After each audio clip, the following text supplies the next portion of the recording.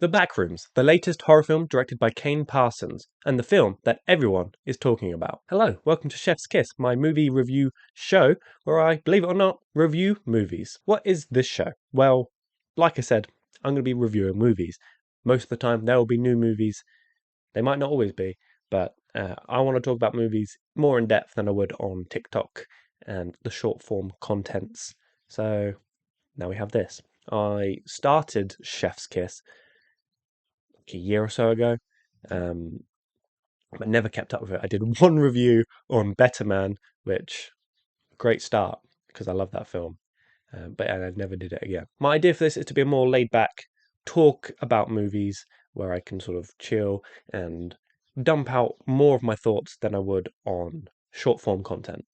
So without further ado, let's get into the Backrooms. So a bit of background about this film. It's directed by Kane Parsons, who goes by Kane Pixels on YouTube. He made a short horror film called The Backrooms that was inspired by this old, I think it was a 4chan photo of this abandoned room that I think was an old furniture store like we see in the film.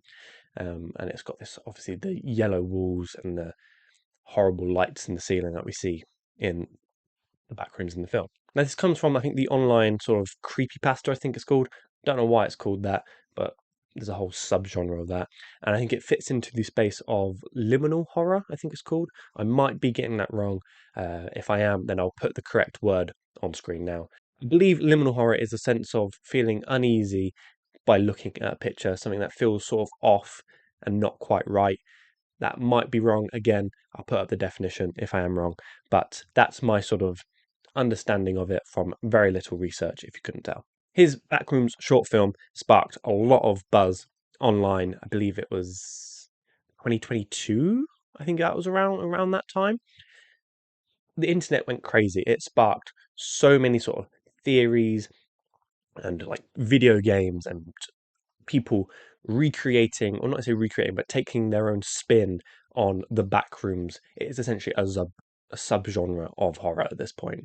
There's so much, even still, there's so much Backrooms content, like video games. Like I said, all that stuff, it blew up overnight. And then he went on to make more in the series and sort of made his own sort of world through his mini-series on YouTube that has gained so many views. I think the original video has like 60 million views. It might be more after the film, but I think the last time I heard it was 60 million. Now he's making a full feature-length A24 film starring Chiwetel Ejiofor and Renata Reinsver.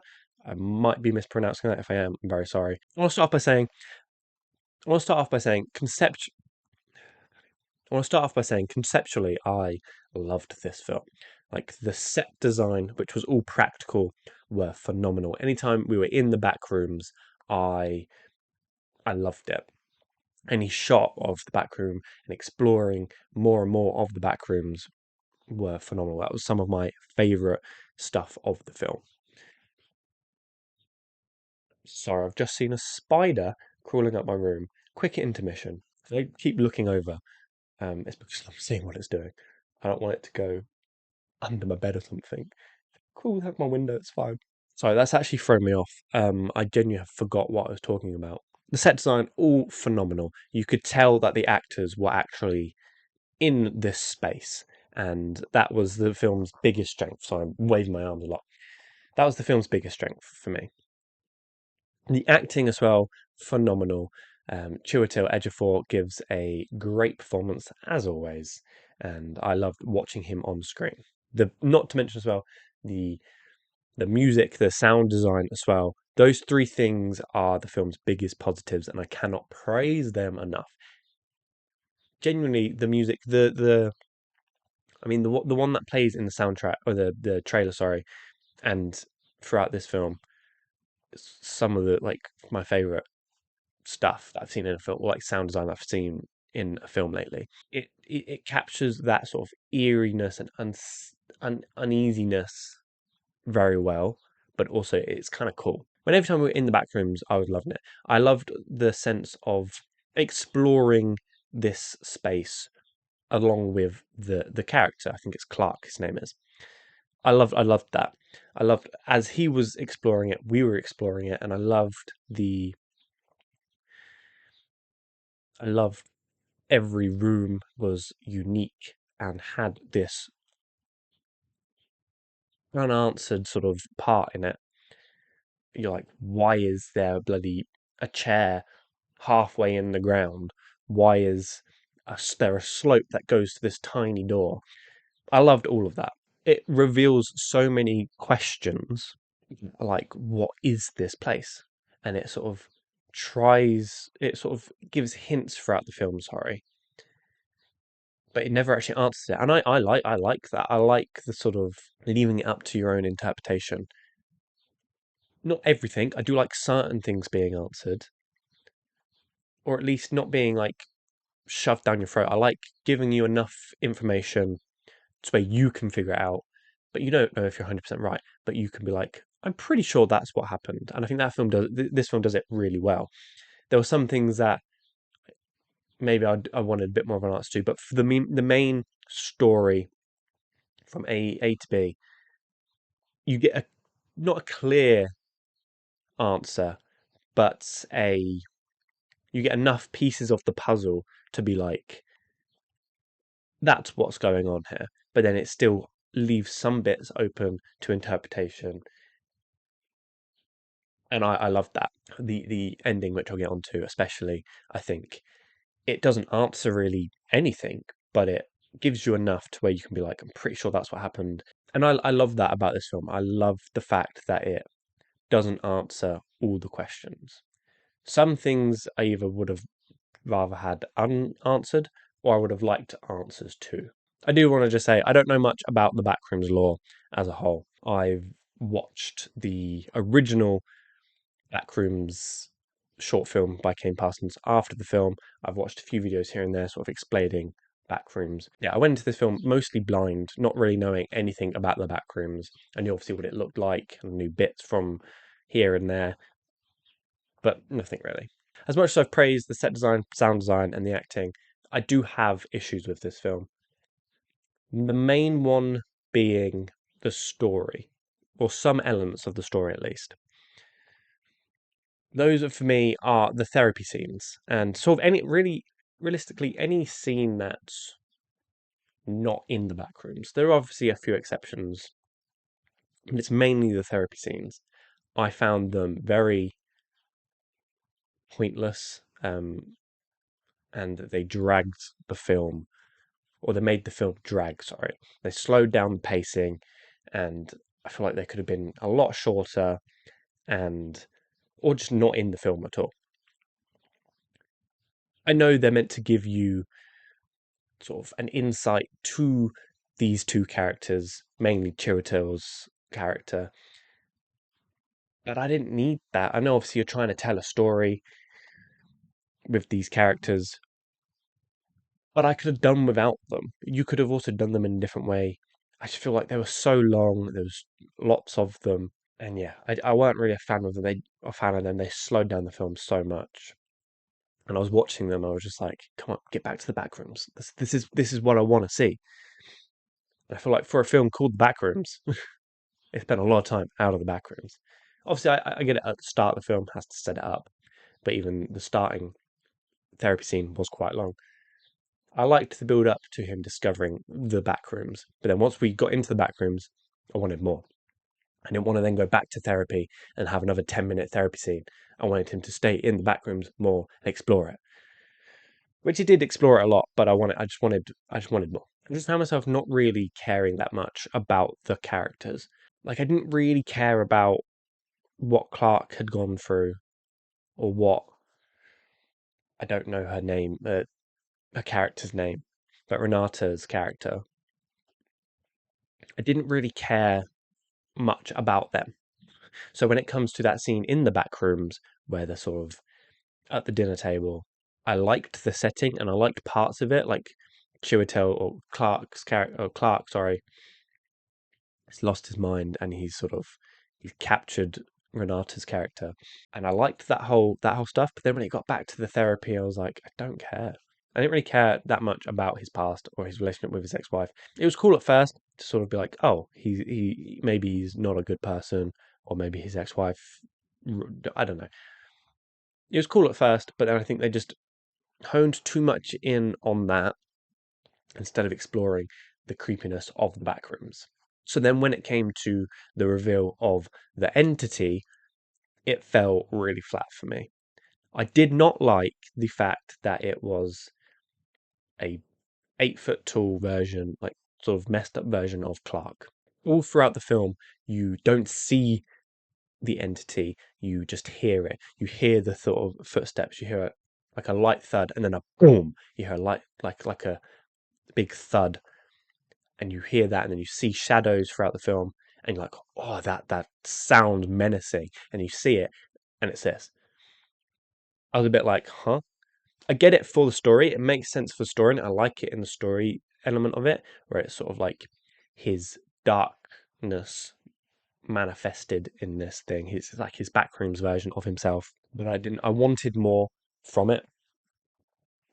Obviously, in the actual backrooms lore, it's that like squiggle monster. Not saying I wanted that. Maybe like something more unique to the film, which obviously this is. But like that still has that creepy element. I would have liked. Not to say I absolutely hated that what we got. Sorry, because I think it still worked, like I said, for the film, and it still created some uneasy moments, like when it's chasing Renata's character. I generally can't remember her name. When it's chasing her character, there are some moments where I'm like, ooh, when it's on top of her, I think trying to eat her, and you really get a sense of like how big it is, like its head compared to her. I was a bit like when it was like over, I was like, ooh, that's kind of creepy. Maybe that's because the world we live in. That's too political. But yeah, I really felt uneasy a few bits, but I feel like it could have packed more of a punch. Yeah, I feel like the way they set it up for it to be that just sort of fell a bit flat for me. We're going back to sort of I just thought of this. Going back to the sort of unanswered part of it. I would have liked to have seen what happened to Clark a bit more. Because obviously we see him in the back rooms with his two employees and they're getting chased by the entity. And then obviously he's in that room and on the other side of the wall is his employee, and then you don't see, but you know the entity's there. It sort of picks up the camera and he sort of turns around and it cuts. And that's the last time we see Clark until Renata's character goes into the back rooms and you see him and he's lost his mind. I would have liked to have seen why he lost his mind. Like why is he all of a sudden a psycho? Like obviously there's the argument to be made that those thoughts were always there and that's the real him. But why is it now come out? Obviously, I know the back rooms. I think it's sort of meant to mess with you, sort of thing. I don't know, but I've liked to have seen more of like maybe of more of a gradual turn, or at least see an explanation to it, and sort of see what happened to make him start to act like that. Yeah, I sort of didn't like the fact that he was normal. It was like that creepy, intense chase scene to just a cut to then following Renata's character, and then the next time we see him, he's like that. Wasn't a massive fan of that. I liked when he was like that, but I would like to have had like a few scenes in between. Going back to the entity, another reason why I feel like I didn't like the reveal of it being Clark the whole time is because to me it doesn't make sense unless no. I'm just having the realization now. It does make sense because obviously it doesn't come out until no. No, I'm having a realization here. I was going to say it doesn't show itself until Clark enters the back rooms, but then there's the scene at the very opening of the film where this um, person in the hazmat suit is in the back rooms and he's attacked by the entity. Unless it's a different entity, I'm pretty sure that is the the Clark entity. I think I saw someone like slow it down and you can see the sort of peg leg. I'm like, that makes no sense because why is Clark's version of the entity in the back rooms before he's ever entered the back rooms? Unless there's like a weird copy of every human on Earth, already in there.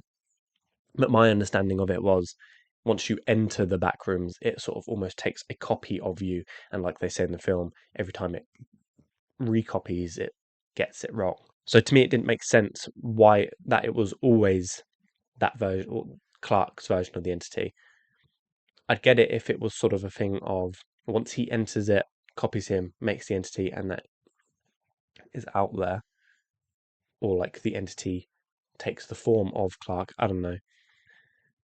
But yeah, I didn't like the fact that it was always him because it makes no sense to me why it's all Clark.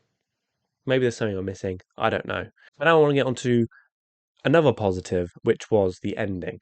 I actually really liked the way this ended. Obviously, it ends with Renata's character escaping Clark's entity form, and then she is sort of poisoned by this gas, or like starts going a bit loopy.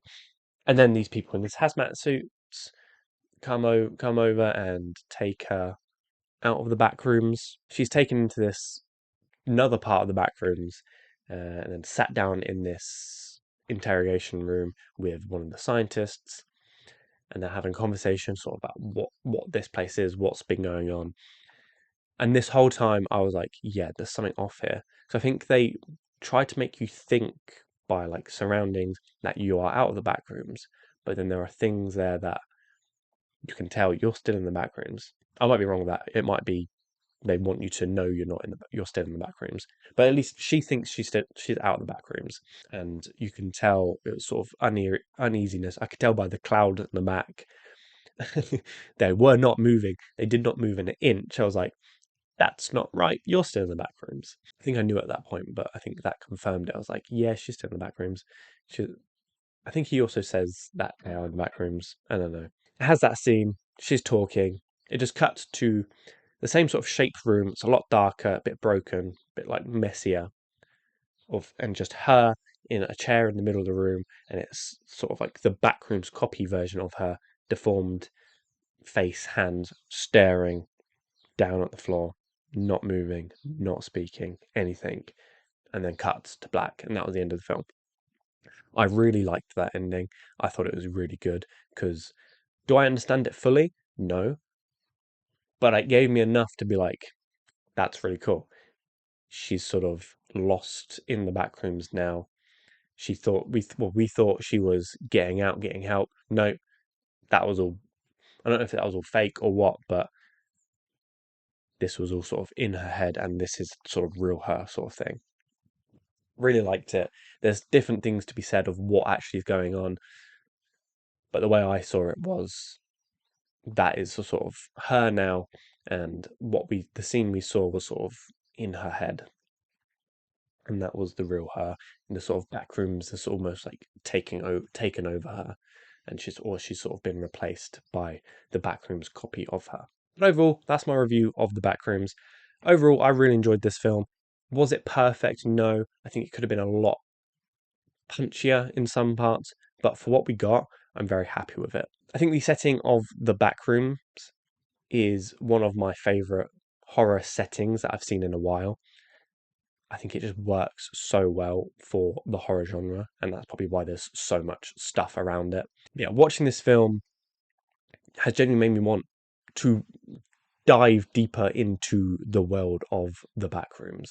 Like I said, I watched certain videos. I watched the original video, and I love it. I love the setting of the backrooms. I hope we get more from it from Kane Parsons. I think he is very talented. At 20 years old, he's made that such an incredible feat, regardless of what people are saying about the film. I think people are being way too harsh on it. I know I've been quite negative, but overall, I did really like it. But I think he is such a talented person, and I want more from him. I'm going to try and end these reviews with a rating. So overall, I'd probably give it a 3.5 chefs out of 5 or 7 chefs out of 10. That is the official Chef's Kiss rating system. Why not? I was between 3 or 3.5, but overall, I think I landed on 3.5 because I think the parts that I love about this film, I really love, and then the parts I don't like, they're not major problems, but they did bring it down a bit for me. But still, a very good film overall. I would definitely recommend go watch it if you're a horror fan. And yeah, that's my review. That's the end of the video. I'm going to tease what I've got coming up next. My next video is probably going to be Obsession. I loved that film so much. I watched it the day it came out, but I just need to talk about it. So next one's probably going to be on that. So stay tuned. And just for the future, I'll do a little, for those of you still here, if you care, little talk about this. I'm going to try to do these as often as I can, maybe weekly, maybe more than that. Depends on how much I watch film. There won't always be film reviews. I'm going to treat this as just a sort of like movie show type thing. So there might just be random ones sometimes. Like I plan on doing one at the end of the year of like my top 10 movies. I also might do one. I just saw Pulp Kitchen, a podcast that I love, do this, where they sort of did best films of the year so far. I might do that, maybe do a top 10 of the year so far, or just talk about films that I've loved this year so far, and then do a looking forward to the second half of the year. Now we are halfway through. I don't know. It will be mostly movie reviews. There might be the odd one that's different here and there. But yeah, just want to talk about movies because I love movies. I haven't seen a lot of them. I might do a video on that and talk about like the most popular films I haven't seen. But yeah, thank you very much for watching. If you're still here, you are awesome. But yeah, I'll see you in the next one. Thank you and goodbye.